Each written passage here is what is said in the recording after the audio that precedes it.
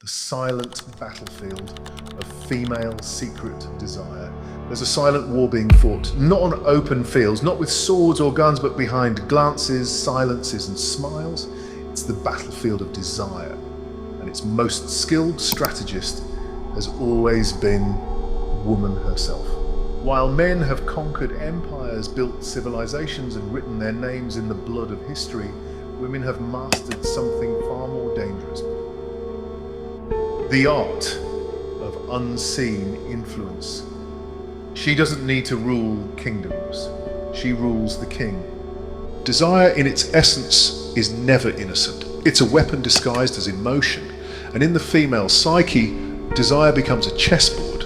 Every glance, every pause, every gesture is a move toward power. While men chase beauty, women calculate attention. And while men crave possession, women crave influence. The male ego wants to conquer, the female desire wants to control. You see, nature gave women beauty as a weapon, society gave them limits, but psychology gave them strategy. Beneath the surface of affection there lies something deeper, darker, more ancient, a survival instinct that shaped the evolution of desire itself. Women learned that attraction could build protection, that love could buy security, and that desire could be their most dangerous power. Niccolo Machiavelli once wrote, "It is better to be feared than loved if you cannot be both." But what if a woman could be both? The Machiavellian woman doesn't beg for affection, she makes herself the source of it. She doesn't demand attention, she becomes the mystery that commands it. And when she desires, she rarely reveals it, because the power of desire lies in its concealment. Female secret desire is not loud, it whispers, it tests, it seduces without words, it hides behind care, behind charm, behind what looks like vulnerability. Make no mistake. In that vulnerability lies calculation. A woman's tears can melt hearts, a woman's silence can enslave minds, and a woman's desire, when mastered, can rewrite destinies. Throughout history, men who underestimated this battlefield fell. Emperors, philosophers, leaders. Samson fell for Delilah, Antony for Cleopatra, Napoleon for Josephine. And every one of them, in their final moments, realized a truth they had never been taught. The heart is not a battlefield of love, it is a battlefield of power. A Machiavellian woman doesn't show her cards, she plays roles. She mirrors your needs, adapts to your values, and slowly makes herself the answer to your unspoken desires. She doesn't seduce your body first, she seduces your identity, and when she does, you no longer chase her. You chase yourself through her reflection. That's the secret battlefield of female desire. It's psychological, not physical. It's not about domination, it's about possession of the mind. Ask yourself, why do so many men fall for women who challenge them, ignore them, or even destroy them? Because deep down, the male ego craves validation through conquest, and when a woman withholds that validation, she becomes the ultimate prize. But a Machiavellian woman understands this. She doesn't fight the ego, she feeds it. Slowly, strategically, she becomes the mirror of a man's fantasy, while hiding her own ambition behind the illusion of innocence. To understand female desire, one must first understand its paradox. Women desire power through love, while men desire love through power. And that contradiction creates tension, the invisible war that defines relationships, attraction and manipulation. When a woman desires, she rarely says what she wants. She creates conditions for it to happen. That's her genius, that's her silence, that's her battlefield. The Machiavellian woman uses selective vulnerability. She lets you see only what benefits her. She hides her deepest desires behind the illusion of honesty.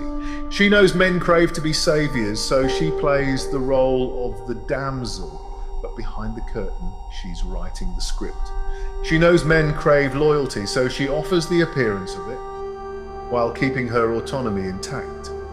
She knows men crave control, so she gives them the illusion of power, cheat that, while guiding the direction of their actions.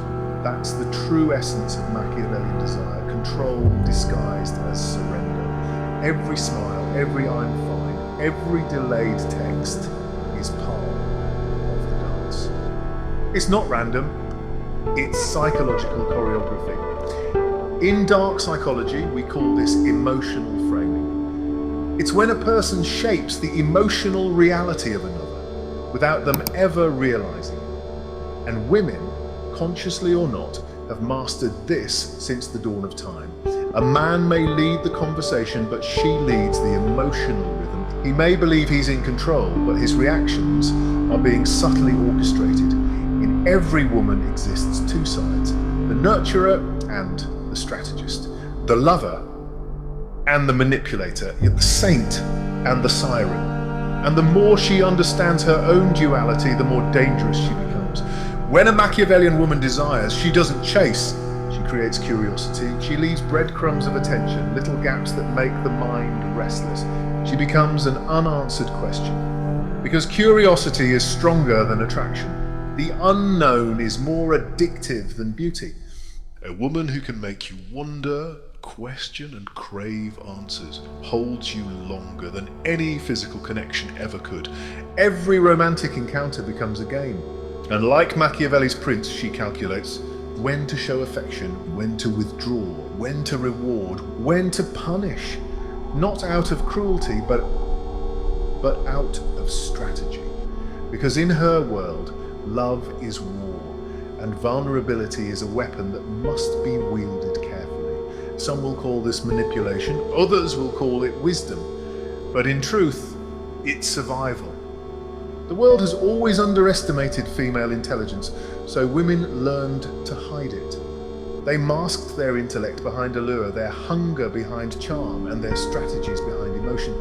But now, in the modern world, the mask is slipping. Female desire has evolved from survival to power expression. It's not just about being wanted anymore, it's about being irreplaceable.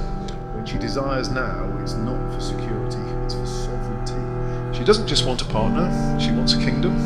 Not to be ruled, but to rule from the shadows, subtly, gracefully, with intellect sharper than a blade. And men most never notice, because they're still playing checkers on a chessboard she designed. But here's the paradox of power. The more she controls, the less she feels. Because true desire, when weaponized, becomes empty. The Machiavellian woman may win the game, but the cost of dominance is often loneliness. And yet she returns to the battlefield again and again, because desire for her isn't just emotion, it's identity, it's survival, it's art. This is the first half of the silent war, the hidden psychology of female desire, where manipulation and affection coexist, where love is both weapon and weakness. But what happens when the Machiavellian woman meets a man who sees through her strategy? What happens when her game is mirrored back at her and she becomes the one being studied, decoded, and understood? That's the next chapter of The Silent Battlefield. If you've made it this far, you already sense the truth, that desire is not innocent and power wears many faces. Comment your thoughts below. Do you believe desire is about love or control? I read every comment. And if you want to understand the next level, where female desire meets psychological warfare, make sure you subscribe. Because in part 2, we're diving deeper into the mind of the Machiavellian woman and exposing what even she doesn't admit to herself. The Silent Battlefield, Female Secret Desire, the Machiavellian Way. The game continues. The pieces have been moved, and the battlefield, though silent, trembles beneath the weight of hidden intention. Desire has done its work, masks have been worn, roles have been played, but every strategy eventually meets its mirror. Every manipulator faces another mind capable of understanding the design. And when the Machiavellian woman encounters a man who sees beyond her illusions, the silent battlefield becomes something else entirely. It becomes psychological warfare. The male mind, when awakened, becomes the most dangerous force on this field, not because it's stronger, but because it's aware. He no longer reacts to charm, he studies it. He doesn't fall for the emotional frames, he rewrites them. And when that happens, her power doesn't vanish, it transforms. Because now, both understand the game. Machiavelli taught that he who deceives will always find those who allow themselves to be deceived. But what happens when neither side allows deception? Then desire evolves into a dance of intelligence. Two predators circling, both hungry, not for love, but for dominance of meaning. The woman uses silence. The man uses observation. The woman seduces through mystery. The man seduces through mastery. This is not romance, this is mind against mind. The Machiavellian woman's secret desire is not just affection or passion, it's validation of power. She wants to be desired, yes, but more than that, she wants to be understood and still desired. To be seen for her manipulation and still adored for it. That's her ultimate test. That's her hidden craving. To find someone who can look into her darkness and not be afraid. She will test his limits, not to destroy him, but to measure him. She will push boundaries, withdraw affection, challenge his ego, all to see if his mind remains still amid chaos. Because only in stillness can she feel safe. Only in control can she feel desire. That is the paradox of the Machiavellian woman. But she wants both dominance and surrender, but only to the one who cannot be conquered. If he reacts emotionally, she wins. If he remains calm, she respects him. If he detaches entirely, she obsesses over him. Because the absence of reaction becomes the most powerful reaction of all. Machiavellian strategy teaches us the wise never reveal the full measure of their emotions. They reveal only what is useful. A man who practices this becomes her greatest challenge and her greatest addiction. Now the battlefield shifts again. Desire is no longer emotional, it's intellectual. Every word is a test, every silence is an answer. She will provoke with softness. She will lure with contradictions. She will say, I don't care, and watch to see if you believe her. Because in truth, she wants to know if your attention is stronger than her act. The Machiavellian woman's deepest secret is not that she manipulates others, it's that she manipulates herself. She creates illusions not only for those around her, but also to hide from her own vulnerability. Behind the power, the intellect, the mystery, lies a simple truth. She desires connection, but fears exposure. She craves intimacy, but worships control. And that inner war is what makes her irresistible and tragic. When she desires, it's never simple. It's layered, emotional, spiritual, psychological, and strategic. Her desire seeks a man strong enough to see the chaos and not run from it. But here lies the irony. When she finds such a man, she must destroy the very walls that kept her powerful. And that terrifies her. So she sabotages the connection she wanted most, not out of malice, but fear.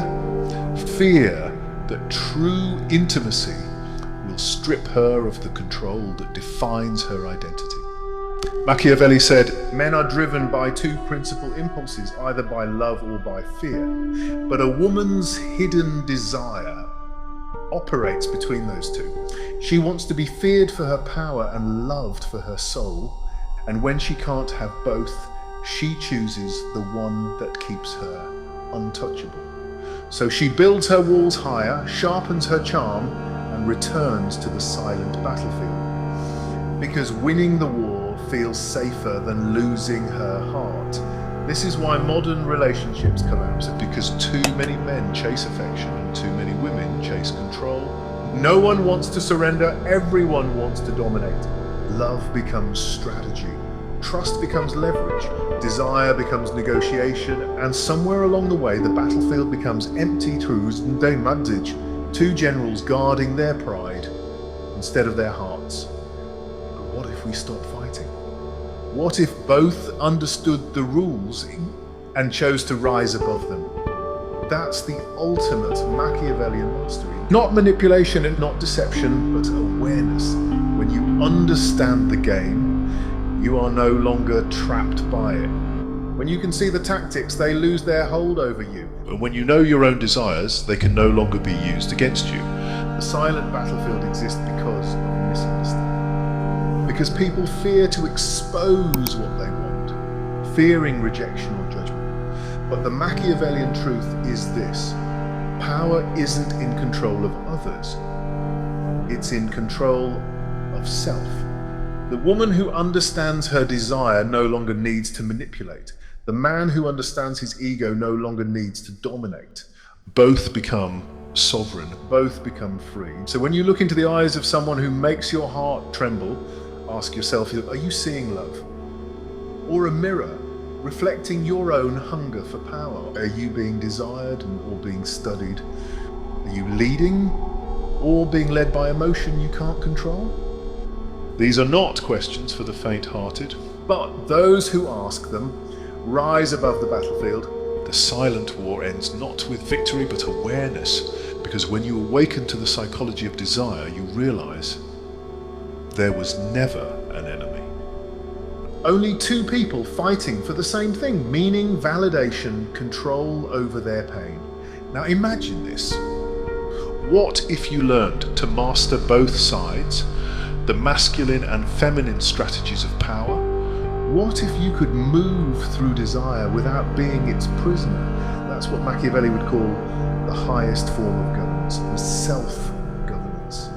The ability to understand your impulses, predict others, and still choose peace. That is the real power behind the mask. Every man must one day meet the woman who tests his mind, and every woman must one day meet the man who exposes her strategy. And in that collision, either destruction or transformation occurs. The weak break, the wise evolve. Because the true Machiavellian does not seek victory in others. He seeks mastery within himself. Desire is not evil. Manipulation is not always malicious. It is the language of the unconscious, the attempt to gain control over what we cannot admit we fear losing. And those who learn to read that language, who study the patterns of attraction, deceit, and self-preservation, become fluent in power. But remember, every power, if abused, consumes its wielder. The Machiavellian woman may control men, the Machiavellian man may outthink women, but in the end, the battlefield claims both. Because control without connection is emptiness, and love without awareness is slavery. The secret is not to destroy desire, but to understand it. To look into the darkness of human nature and see not evil, but truth. That truth is terrifying. That truth is beautiful. That truth gives freedom. In this world, every glance hides intention. Every silence hides strategy. But if you can walk through the battlefield with open eyes, not naive, not bitter, but aware, then you've already won the war within. That's the Machiavellian way. Not to conquer others, but to conquer the chaos inside yourself. Now I'll ask you this. Have you ever used desire as power? Have you ever felt the pull between control and connection? Comment below your thoughts. I want to read your truth. And if this journey through the silent battlefield opened your eyes, subscribe, because we are just getting started. Next, we'll uncover the psychology of seduction, how minds are programmed to crave control. You don't want to miss that one. Share this video and subscribe for video notifications. Remember, in the realm of dark psychology, awareness is your only armor. Desire is not love. It is strategy in disguise. Welcome to the silent battlefield.